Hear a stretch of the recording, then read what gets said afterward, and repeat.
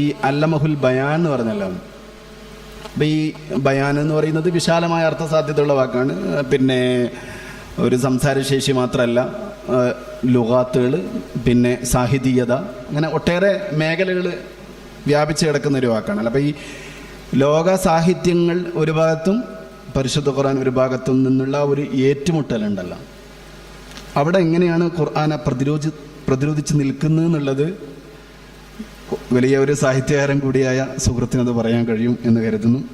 ആദ്യം നേരത്തെ പറഞ്ഞതിൻ്റെ മറുപടി പറഞ്ഞതിന് ശേഷം എനിക്ക് തോന്നുന്നു ടേണ് വരുമ്പോൾ വിശദീകരിക്കാൻ തോന്നുന്നു. കാരണം അത് കുറേ വിശാലമായൊരു വിഷയം. ഇപ്പോൾ ഈ അല്ലമഹുൽ ബയാൻ എന്ന ഉസ്താദ് പറഞ്ഞ വളരെ ടച്ച് ചെയ്ത ആ ഒരു വാക്ക്, അതിന് ഇന്നത്തെ ഒരു ഇസ്ലാം എയ്ത്തിസ്റ്റ് ചർച്ചയിൽ വളരെ റിപ്പീറ്റ് ചെയ്യപ്പെടുന്നൊരു വാക്കാണത്.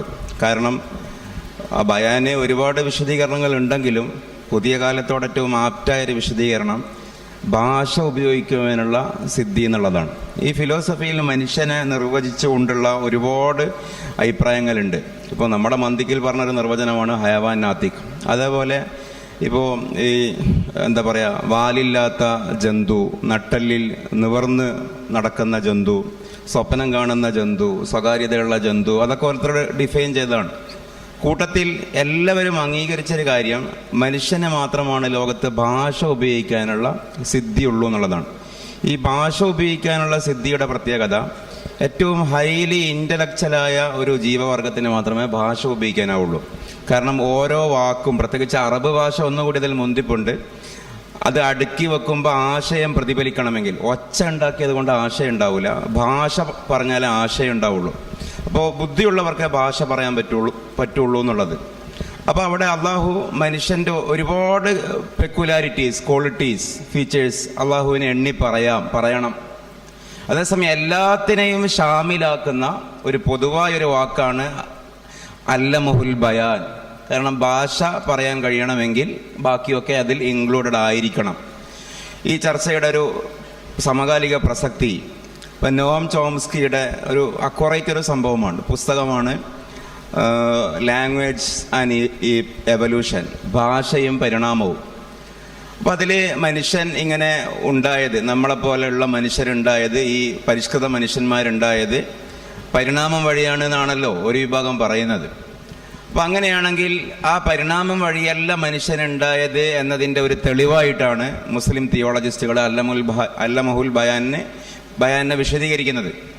അതിനുപയോഗിക്കുന്നൊരു ആർഗ്യുമെൻ്റാണ് നോം ചോംസ്കിയുടെ ഒരു ആർഗ്യുമെൻ്റ്. അദ്ദേഹം പറയുന്നുണ്ട്, മറ്റു ജീവിയിൽ നിന്നാണ് മനുഷ്യനുണ്ടായത് എന്ന് അഭിപ്രായമുള്ള ആളുകളുണ്ട്. അങ്ങനെ തെളിയിക്കുന്ന ശാരീരിക അവശിഷ്ടങ്ങൾ കിട്ടുന്നുണ്ട്.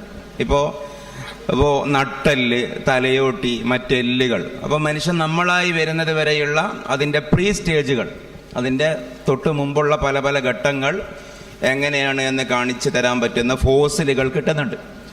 അതേസമയം മനുഷ്യൻ എങ്ങനെയാണ് ഭാഷ ഉപയോഗിക്കാൻ തുടങ്ങിയത് എന്നതിൻ്റെ എന്തില്ല, ഫോസിലില്ല.